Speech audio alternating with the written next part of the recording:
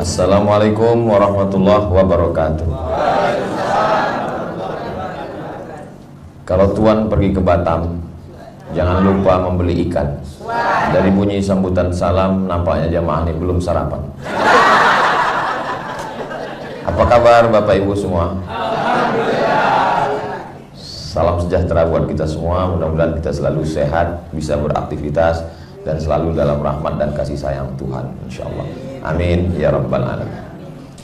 Saya terus terang, begitu Pak Ketua Panitia tadi mengatakan Ustadz akal sehat, saya terus terang senang, bahagia, tersanjung. Tapi bagi orang yang tidak suka, dia sedikit aja itu membelokkannya. Ustadz akal sakit bisa juga. Nah, itu. Jadi like and dislike. Kalau Ibu dan kemudian Pak Ketua tadi, Ketua Panitia mengatakan beliau tak berpantun karena grogi, pantunnya sudah terbang. Kalau Tuhan pergi ke Padang, jangan lupa membeli rendang. Kalau pantun beliau terbang, pantun saya pula hilang. Ibu Ketua Pengadilan Tinggi Riau mengatakan selamat datang Ustaz Somad di ruang yang sederhana ini. Saya tidak mengatakan ruang ini sederhana. Ruang ini ruang yang berintegritas. Bahasa memujinya begitu. Kalau bahasa ke pusat bilang susah kali ruangan ini, Pak. Tolonglah kalian kucurkan dana. Tapi bagi pengadilan ini bagus untuk menunjukkan bahwa siapapun yang datang kemari, dia insya Allah simpatik dan mengatakan ini memang betul-betul orang-orang yang penuh menjaga kejujuran, menjaga amanah, insya Allah. Amin ya rabbal alamin. Tadi sebelum turun ke sini, kami di ruangan Ibu Ketua bersama Bapak Ketua Pengadilan Agama, Pengadilan Tinggi Agama. Kemudian Bapak Wakil mengatakan, Ustaz Somad tolong doakan kita semua karena kita di Riau ini sedang dipantau. Saya ada juga terlintas di hati saya mau nanya, kenapa kita dipantau gitu kan? Cuman saya menjaga, saya ini kan masa profesor nanya kan, jadi saya menjaga juga harga diri saya. Tapi di tangga itu terpikir saya, kenapa kita dipantau? Kenapa kita lama-lama dapat sendiri jawabannya. Mungkin ini masalah makanan. Karena kita ini di Riau ini memang suka makan ikan pantau. Biasa kita kalau lagi khas makanan Riau, ada slice, ada patin, ada baung, itu ada. Jadi tamu-tamu yang dari Jakarta, silakan Pak, ikan apa nih? Ini ikan Inspektorat Jenderal gitu. Nah, mantau aja kerjanya kan. Bagaimanapun juga saya pagi ini merasa amat sangat bahagia di keluarga besar Pengadilan Tinggi Riau. Ada juga hadir pengadilan negeri, pengadilan agama, para hakim-hakim tinggi yang mulia, tak dapat saya sebutkan satu persatu, hadirin hadirat, muslimin muslimat, solihin solihat, semua yang hadir. Dan kabarnya ini acara hybrid. Apa itu hybrid? Artinya, ya kalau mobil hybrid itu campur antara mesin dengan listrik. Jadi kalau jamaah ini hybrid itu gabungan antara jamaah alam nyata dan alam gaib. Ini alam nyata nih kelihatan. Kalau yang alam gaib ini, hai guys. Dengan tidak mengurangi rasa hormat saya kepada semua Bapak Ibu yang mengikuti program ini dari jauh. Kalau kebetulan signal bagus, suara saya jelas, alhamdulillah. Kalau kebetulan tidak jelas, jangan kecewa, jangan kecil hati, pahalanya sama. Dan nanti bisa ditonton ulang di channel Ustadz Abdul Somad Official. Jangan lupa subscribe, like, share, and comment. Bagi yang belum follow, harap follow. Jadi judul yang diberikan adalah tentang integritas. Jadi integritas ini padanan kata yang paling mendekatinya kalau bagi orang Indonesia jujur. Kalau bahasa agama Islamnya amanah. Itu aja. Sebetulnya dua itu aja. Kalau orangnya suka pengajian, orang Islam selalu dia bilang jujur. Kalau orang yang nasional yang biasa, ya Islam amanah, kalau umumnya jujur. Cuman kita ini kan suka pakai istilah-istilah Inggris. Kau makan apa tadi? Ayam goreng. Biasa aja. Apa? Fried chicken gitu ya. Padahal itu juga kualinya sama, minyak jelantah juga. Cuman memang kalau pakai bahasa Inggris ini harganya memang lebih tinggi. Anak kau di mana? Pesantren. Anak kamu? Islamic boarding school. Sama, itu podo, sami mawon. Jadi tentang masalah integritas ini adalah kejujuran.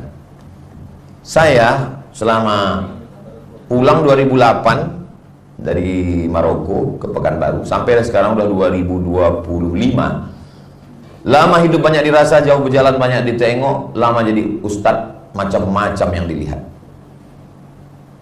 Ada seorang jamaah, kebetulan keponakannya tertangkap kasus narkoba, ngelapor ke saya. Kami pergi ke rumah hakim itu Pak Ustadz.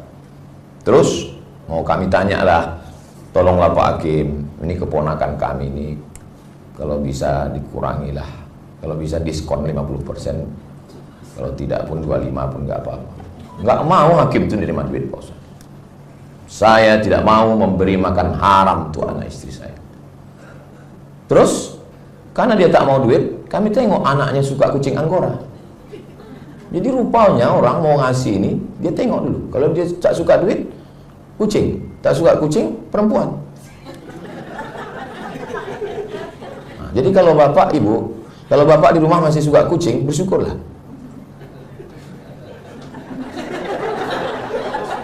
Kami tengok anaknya suka kucing. Jadi gimana supaya bapak ini berdoa? Kami bawakan, datang kami lagi Pak Ustadz.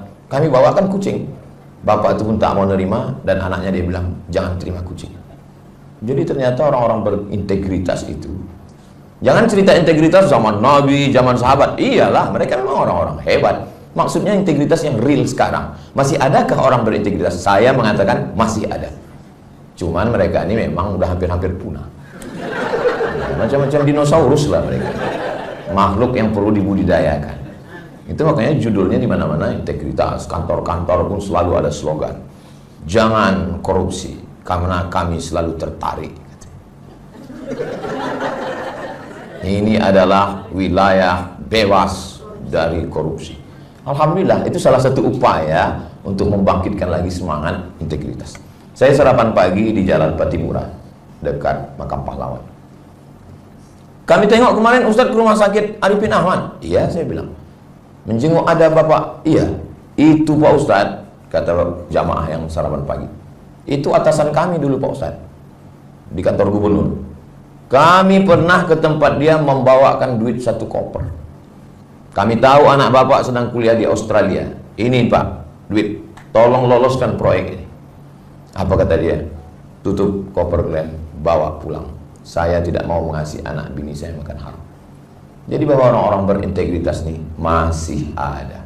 Jadi kalau ada orang mengatakan Ustadz Somad itu berintegritas, ya saya mengatakan saya tidak berintegritas, karena saya nggak ada kesempatan untuk itu. Kalau datanglah orang bawa koper ke saya, duit semua isinya, ya menurut saya kalau nggak saya nerima, pasti orang lain. Kalau diserahkannya ke saya, kan bisa saya sedekahkan, saya infak. Menurut Bapak Ibu setuju atau tidak? Ini dari bunyinya udah mulai ragu saya tengok. Jadi memang integritas ini berat. Saya pernah ceramah 15 menit. Tiba-tiba saya pulang ke rumah, datang kawan saya, bawa duit 1 kotak. 1 kotak mie instan. Mat, kata dia, ya, ini tolong terima. Saya bilang, apa isinya? Karena waktu dipegang berat, kalau kerupuk kan ringan. Ini isinya duit, kata dia. Duit apa? Saya bilang, karena kau ceramah tadi, saya hitung 15 menit, duitnya sekotak.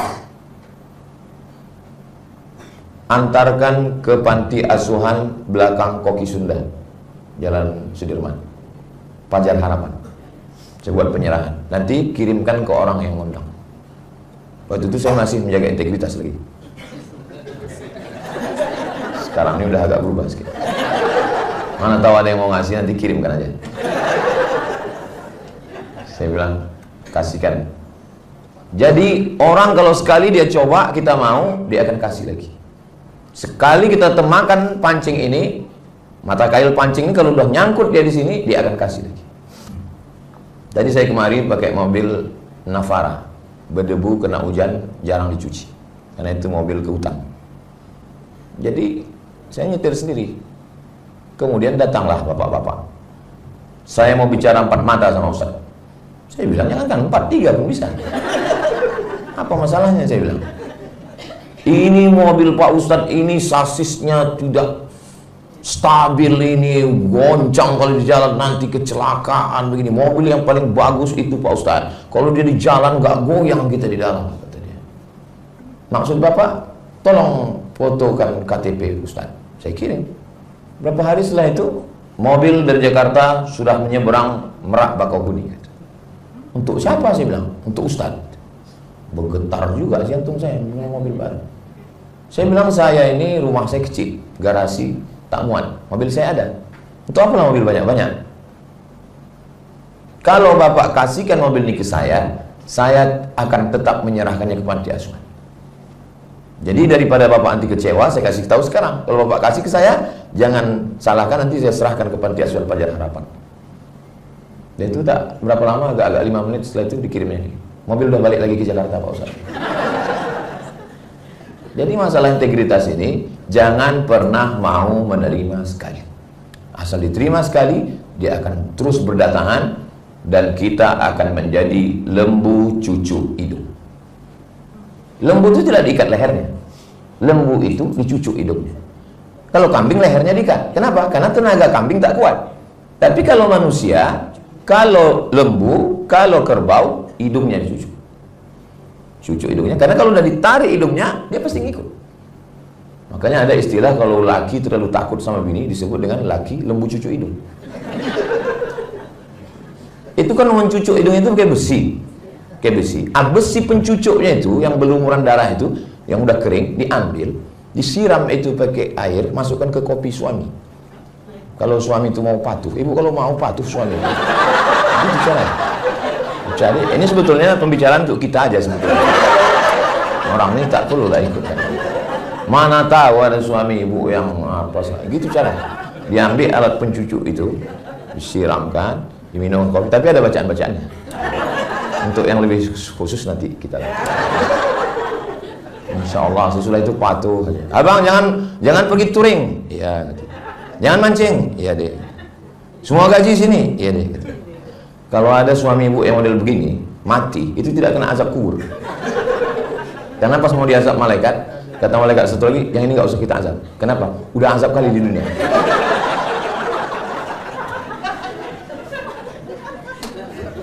Aku tengok setengah ketawa lepas, setengah ketawa ragu. Jangan-jangan aku ini gitu. Jadi memang intinya integritas. Nah, integritas ini tidak melihat agama. Pak Ketua Pengadilan Agama, istri beliau, Ibu Dr. Tuti, kakak kelas saya di Mesir, senior saya. Jadi, waktu saya kuliah di Mesir, tahun 98 sampai 2002, saya tinggal di lantai 3. Di bawahnya ada warung tempat kami belanja, beli beras, beli minyak, beli gula, beli telur ayam. Pagi, saya beli telur. Biasanya satu bungkus itu telur itu 4, hari itu dikasihnya 5. Lalu saya bilang, kok 5? Saya bilang, saya takut dia salah hitung. Ini kok 5? Saya bilang. Kata dia, kemarin kamu beli telur, saya kasih 3. Berarti saya masih berutang ke kamu. Maka ini saya kasih 5. Tidak Islam. Agamanya Kristen Ortodok Koptik. Karena Mesir itu agama Kristennya tidak ikut Paulus Katolik dan tidak Protestan. Mereka punya paus sendiri. Waktu itu namanya Paus Baba Sinoda, Kristen Ortodok Koptik. Itu bagi saya ingat terus. Kenapa? Ternyata orang berintegritas ini, dia takut kepada Tuhan. Dia takut nanti mati. Mak saya dulu kalau beli emas, ada langganan di situ. Toko Cina, Tionghoa. Kenapa mak beli di situ? Saya tanya. Karena emas di situ dipakai berbulan-bulan, tak hitam dia, tak dicampur orang itu. Saya penasaran orangnya. Kenapa mereka tak mencampur? Karena mereka percaya pada karma. Tak Islam. Nanti kalau kalian nipu orang, nanti kita ditipu orang. Kalau kita menganiaya orang, nanti kita dianiaya orang. Artinya apa? Integritas ini ada pada semua manusia, siapapun dia. Kalau memang orangnya berintegritas. Tapi dalam Islam, kenapa orang tidak boleh makan haram? Selalu ustaz-ustaz ceramah mengatakan, jangan makan haram, jangan makan haram. Tapi bagi kita yang rasional, kenapa tak boleh makan haram? Begini ceritanya. Bapak Ibu masih fokus nih kan? Alhamdulillah. Saya tengok diam aja. Orang biasanya diam ini 3 kemungkinan. Pertama, terlalu merenungkan. Yang kedua, gaji 13 belum cair. Makan udah habis. Itulah yang membuat menong tadi. Makan pagi 1 piring lontong sayur, 1 mangkok soto, 1 piring nasi uduk, sesuai dengan selera masing-masing. Yang tak lagi berselera, bubur ayam. Masalah diaduk tak diaduk, tak usah kita permasalahkan. Itu 1 piring itu kan nanti berubah menjadi setetes darah. Setetes darah itu masuk ke jantung. Jantung inilah yang berdegup, berdetak, mengalirkan darah naik ke otak. Bunyi jantung itu itu jantung yang normal. Kalau jantung yang tidak normal, biasanya jantung tak normal ini disebabkan 2 sebab. Yang pertama, jatuh cinta. Yang kedua, jatuh tempo. Setetes darah masuk ke jantung, dari jantung tadi kemana naiknya? Ke otak. Ke otak. Otak inilah yang memerintahkan mata untuk menengok, otak inilah yang memerintahkan telinga untuk mendengar, otak inilah yang memerintahkan tangan untuk bekerja, otak ini memerintahkan kemaluan, otak ini yang memerintahkan kaki dan semuanya. Makanya Bapak Ibu hafal semua ayatnya.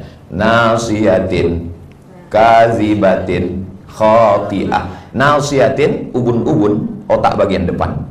Kazibatin, pembohong. Khati'atin, penipu. Itu kalau orang nggak ngerti, ayat itu membingungkan. Ubun-ubun, pembohong, penipu. Loh, pembohong, penipu, penjahat, pendosa, kok ubun-ubun? Ternyata muka, tangan, telinga, kaki, lidah, kemaluan, itu semua diperintahkan oleh ubun. Sampai begitu. Itulah mengapa kita tidak boleh makan haram. Saya terus terang, kalau yang mengundang saya bank konvensional, saya tidak minum air putihnya, saya tidak makan kuehnya, saya tidak makan nasi prasmanannya, saya tidak makan nasi kotaknya. Tapi duitnya saya ambil. Saya serahkan ke panti asuhan, panti jompo, anak yatim, dan masjid. Karena duit haram boleh diserahkan untuk masalah amah kepentingan umum.